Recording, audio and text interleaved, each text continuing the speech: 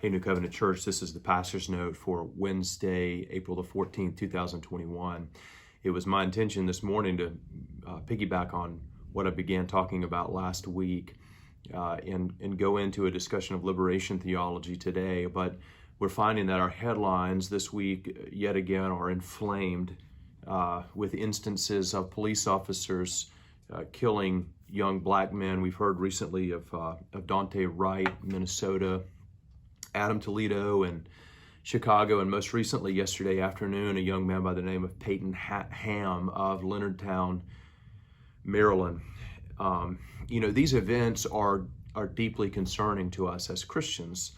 The reason for that is every single life is precious, and so we condemn all killing with equal vigor, all unjust killing with equal vigor, whether it is the taking of a life in the womb or the taking of a life on the streets. It's equally heinous, and that is because all human beings are image bearers. That is a critical doctrine, a critical principle for us to remember, and it's also concerning because violence and murder are grievous sins. In Genesis chapter 9, verse 6, God declared there in his covenant with Noah that any man who took the life of another man is liable to a penalty of death. So the taking of human life, therefore, is especially heinous in God's eyes. You know that. And so as we watch these events unfold, and the aftermath of these events, the killing of these young men, and then the subsequent rioting that's taking place, one of the things that I'm urging upon you as a biblical principle is the biblical principle of restraining yourself from rash judgment. Not only is it a Christian virtue to abhor murder and violence, but it is also virtuous not to be rash in your judgment. Much of, under the Old Covenant, much of the judicial law given to Israel as the church underage was given to them to direct them how to carry out just judgment. This flows from the very character and the nature of God himself. Moses declared in Deuteronomy chapter 32, verse 4, "The rock, his work is perfect, for all his ways are justice, a God of faithfulness and without iniquity. Just and upright is he." That ESV phrase, without iniquity, could also be translated without prejudice.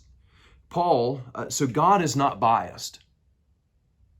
Paul actually picks up on this in Romans chapter 2, where he says, verse 9 and 11 there, he says, there will be tribulation and distress for every human being who does evil.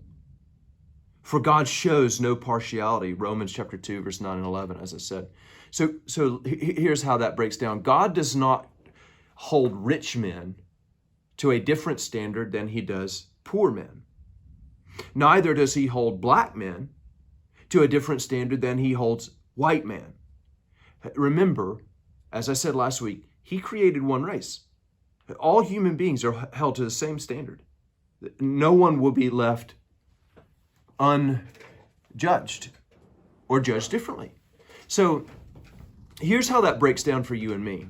As you seek to be like God in all of your ways, you also must not be hasty in judgment. I find myself applying this principle in my own household. It's frequently one child will come to me with an accusation against another child in my home.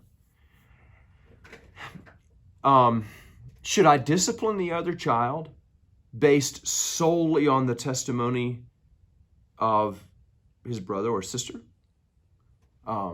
Based just on the accusation alone? Certainly not.